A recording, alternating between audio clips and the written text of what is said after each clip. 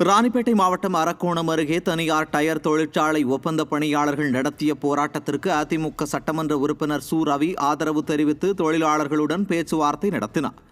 இச்சிப்புத்தூர் பகுதியில் உள்ள தனியார் டயர் தொழிற்சாலையில் ஒப்பந்த பணியாளர்களை நிரந்தரமாக்குவது, ஊதிய உயர்வு உள்ளிட்ட பல்வேறு கோரிக்கைகளை வலியுறுத்தி தொழிலாளர்கள் 2வது நாளாக காத்திருப்பு போராட்டத்தில் ஈடுபட்டனர்.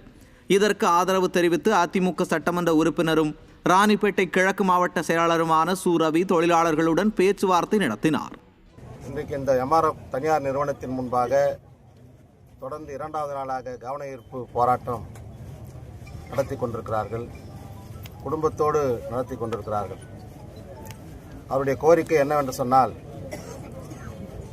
அவர்களுக்கு பணி நிரந்தரம் வழங்க வேண்டும், சம வேலை சம ஊதியம், ஊதிய உயர்வு வழங்க வேண்டும், உணவு வழங்குவதிலே பாகுபாடு பார்க்காமல் ஒர்க்ஸ்மேனுக்கு வழங்குகிற உணவை ஒப்பந்த தொழிலாளர்களுக்கும் வழங்க வேண்டும், பணி பாதுகாப்பு அனைத்தும் வழங்க வேண்டும் என்று இன்றைக்கு போராட்டம் நடத்தி கொண்டிருக்கிறார்கள்.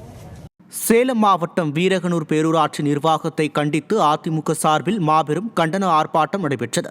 வீரகனூர் பேரூராட்சியின் நிர்வாகம் மக்கள் மீது வரியை சுமத்துவதை கண்டித்தும், அதிமுக அரசின் திட்டங்களை முடக்கும் திமுக அரசை கண்டித்தும் அதிமுக மாவட்ட செயலாளர் இளங்கோவன் தலைமையில் கண்டன ஆர்ப்பாட்டம் நடைபெற்றது.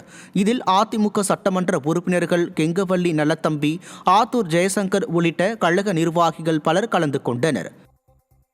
கள்ளக்குறிச்சி மாவட்டம் உளுந்தூர்பேட்டை அருகே மின்னல் தாக்கியதில் மரத்தடியில் நின்றிருந்த இருவர் பரிதாபமாக உயிரிழந்தனர்.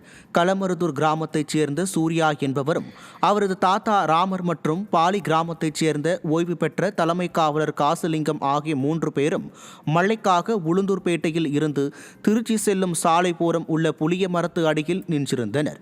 அப்போது புளிய மரத்தின் மீது மின்னல் விழுந்ததில் முதியவர்கள் ராமர் மற்றும் காசுலிங்கம் ஆகியோர் பரிதாபமாக உயிரிழந்தனர்.